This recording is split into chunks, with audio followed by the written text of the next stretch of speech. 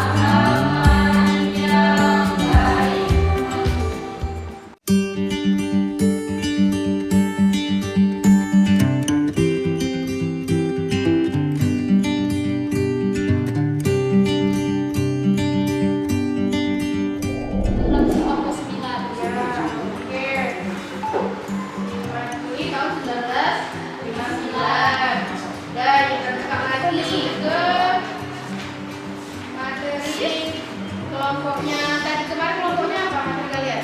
Konfrontasi Malaysia ya? Ya, jadi sebelumnya kan minggu lalu kan ada edukasi tugas kan? Minggu lalu ada edukasi tugas pembuatan kelompok. Coba kelompok ini yang kemarin buat siapa aja yang maksudnya yang di dalam video ini siapa? Didi sama Maco, tapi ini kerja sama kan? Ya, ada kameramen, ada editor, ada sebuah apa ya namanya? Bang kalau kelompok ini gitu ya. Ini kira-kira siapa yang maju kemarin? Empat-empatnya ada ya? Oh, Dina yang gak ada. Dina kameramen. Tadi toh? Siamita. Oke, ini empat-empatnya hampir semua tapi kameramen satu. Kalian berapa orang dulu nama soalnya ini? Semuanya ada 1, 2, 3, 4, 5. Kameramennya? Oh, ganti-gantian kalian ya? Oh ya, sebenarnya bagusnya yang apa ya? Assalamualaikum warahmatullahi wabarakatuh. Di sini saya akan membuat vlog tentang Dekret Presiden dan Demokrasi Terpimpin. Dekret Presiden Republik Indonesia mempunyai berimplikasi luas pada perubahan sistem ketatanegaraan dan peta politik Indonesia. Pertama, tindakan tersebut mengakhiri tugas kabinet, parlemen, dan periode sistem parlemen itu sendiri. Kedua, berakhirnya periode parlementer tersebut sekaligus mengakibatkan berakhirnya pula periode pemerintahan oleh partai politik. Selanjutnya, saya akan menjelaskan politik mercusuar. Kondisi ekonomi semakin memburuk karena anggaran belanja negara setiap tahunnya terus meningkat tanpa diimbangi dengan pendapatan negara yang memadai. Penyebab membengkaknya anggaran belanja tersebut adalah pembangunan proyek-proyek mercusuar yang lebih bersifat politis daripada ekonomi. Politik mercusuar adalah politik untuk mencari kegagahan dan keindahan dalam pergaulan antara bangsa di Indonesia. Politik mercusuar digalakan Presiden Soekarno karena menganggap Indonesia sebagai mercusuar yang mampu menerangi jalan negara-negara nepo. Sekian dari saya. Assalamualaikum warahmatullahi wabarakatuh.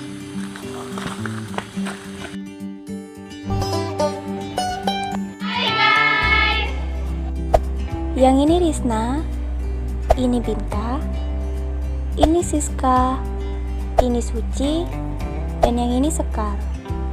Vlog sejarah kali ini tentang kondisi politik pada masa demokrasi terpimpin serta politik pada masa demokrasi terpimpin.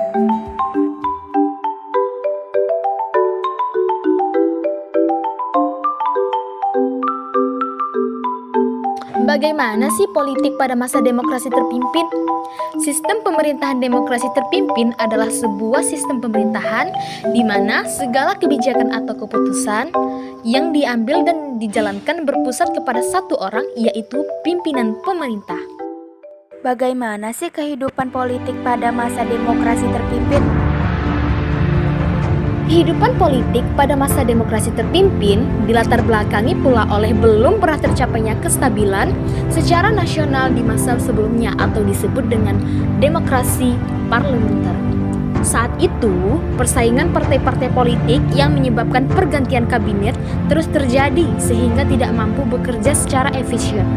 Selain itu, Dewan Konstituante hasil pemilu tahun 1955 ternyata tidak berhasil melaksanakan tugasnya menyusun undang-undang baru bagi Republik Indonesia.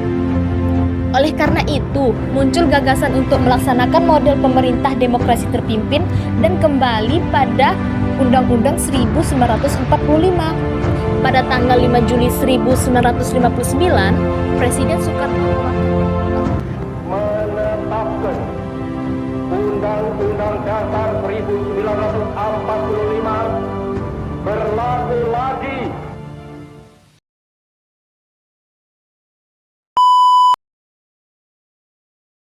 Ita, lihat ini. Ada berita yang sangat memanas. Filipina, masa iya sih Filipina bersikeras ambil alih wilayah Sabah dari Malaysia? Kan itu punya Malaysia, bukan punya Filipina. Kita lihat aja di ini, tengok ini. Hey, halo Indomax, Indo Magazines. Nah, kali ini terdapat berita yang cukup mengagetkan dari kedua negara tetangga dekat kita nih bos, yang sepertinya mulai adu bacot tentang hak kepemilikan wilayah Sabah. Kalian dikutip dari beberapa media berita berikut ini. Ternyata Viral, lihat ini. Masa iya sih Filipina bersikeras ambil alih wilayah Sabah dari Malaysia? Kok bisa ya?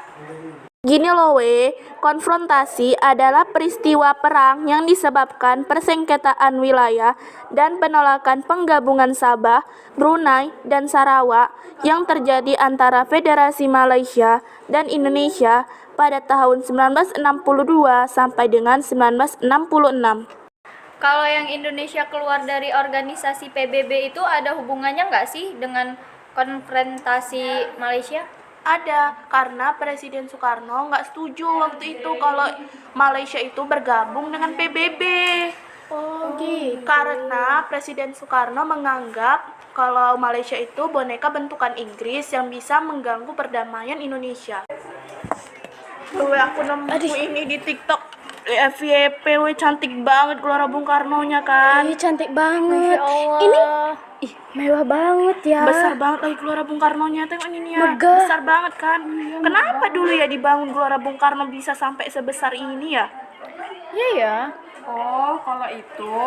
Jadi pada waktu Soekarno memerintah, Soekarno itu mengeluarkan kebijakan politik mercusuar, yaitu seperti pembuatan Gelora Bung Karno, Monas, Hotel Indonesia, dan patung selamat datang di Jakarta. Jadi karena itu semua perekonomian Indonesia sangat tidak stabil. Hal tersebut dibuktikan dengan sejumlah permasalahan yang ada, seperti inflasi yang tinggi, menipisnya cadangan devisa, ekspor dan impor yang macet, hingga naiknya harga kebutuhan pokok masyarakat. Kita bukan membuat sejarah, tapi kita dibuat oleh sejarah.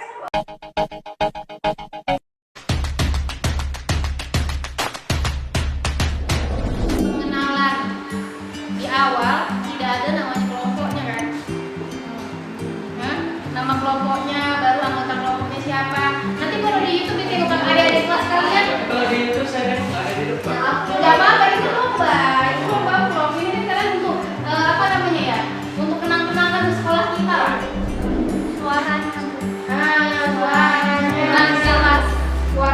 Kurang jelas. Tapi kurang jelas sebenarnya itu di tambahin backsound. Oh, tambah backsound ya, tambah backsound. Jadi di awal apa di antara ngomongnya? Di antara ngomongnya. Oke, tambah backsound menurut si Sekar. Dah, yang lain coba. Ini dapat nilai berapa lagi kira-kira? Kalau kameranya apa? Kameramennya kenapa? Di goyang gitu. Hah? Goyang-goyang. Oh iya. Gak apa-apa itu bisa. Udah stabil kan? Orang itu videoinnya nampak kakinya gitu Bu. Oh, kameramennya videonya sama kakinya. Iya pas Jadi lagi bagus tuh nampak gitu. Iya, Bu. Paling udah sampai ke mejanya aja Iya, iya. gitu ya. Kameranya Risma ya? Iya Bu, iya Bu, iya Bu. Ya, Bu, Kak. Untuk awal videonya Bu, itu lebih bagus nggak usah ada bunda korbannya. Oh, lebih bagus. Amanda ya, Amanda Sari. Video mereka udah bagus. Yang kekurangannya apa? Tidak ada yang menjelaskan secara nampak ya. Di belakang layar semua masih bingung. Jadi kalau orang menjelaskan itu kan Pas ya. Kalian mau nengok vlog artis nggak? Pernah kan? Halo guys, aku hari ini baru bangun tidur, apa begini kan? Mukanya full kalau bisa kan? Nah itulah dia video vlog. Cuman bedanya kita di sini vlognya vlog sejarah. Kelompok Ali materinya udah bagus. Cuman kekurangannya suaranya kecil. Baru durasinya udah pas ya, sesuai dengan yang dijanjikan 5 menit. Baru kurang gambar, maksudnya gambar ini untuk menutupi misalnya ada tambahan-tambahan kayak tadi gambar-gambar nampak misalnya mercusuar, gambar nampak mercusuar gitu, ada kayak jeda-jedanya sedikit ngomong kan antara maju tadi itu berhenti ke bawah tuh kan, harusnya di situ ada jeda sedikit gitu entah apa gambar ya. Baru pakainya bagus ya, sopan, pakai celana putih ya kan, itu dia kalau garansi Gradia ya. Yang materinya bagus ya, kalian itu materinya bikin, coba kalian ingat-ingat lagi video dari kelompok orang Kiradia. Kelompok orang Kiradia itu mereka lebih nggak kepada materi, mereka lebih kepada masalah yang ada dalam materi, ya kan? Masalahnya gini, mereka ngomongin tentang pembebasan Indonesia keluar dari PBB, ya kan? Karena Malaysia, jadi mereka lebih kepada masalahnya kekiniannya. Baru masalah apa lagi tadi? Bukan wilayah. Nah itu materinya bagus, materinya dikaitkan sama masalah langsung yang terjadi pada masa demokrasi. Sebenarnya semua kelompok bisa, tapi mungkin kurang bisa mengembangkan materi aja yang apa-apa. Dan kelompoknya Firadia materinya bagus, baru sudah bagus untuk videonya, tapi cuma itu aja. Misalnya kayak diskusi tadi sama ada kamera si Dina ya, kameranya Dina katakan kalau pesan dua lagi boleh aja. Kalau sama punya Firadia kamu tahu lagi ada yang kita tahu sih ya ngomongnya. Nah kelompok orang suci ya, kelompok suci itu yang buat apresiasi bagus penampilan di antara videonya itu di awal itu bagus pembukaan ya. Itulah memang vlog ya kan. Vlog itu jalan sekolahnya, cara kalian apa semua udah bagus. Paling cuman ini aja ya, materinya terlalu singkat aja ya. Terlalu singkat, baru pakainya itu bagus kalau yang sekolah sopan. Kelompok si Alisa Muda itu semua kelompoknya mendapatkan nilai 89 ya, 89 kelompok Alisa Muda.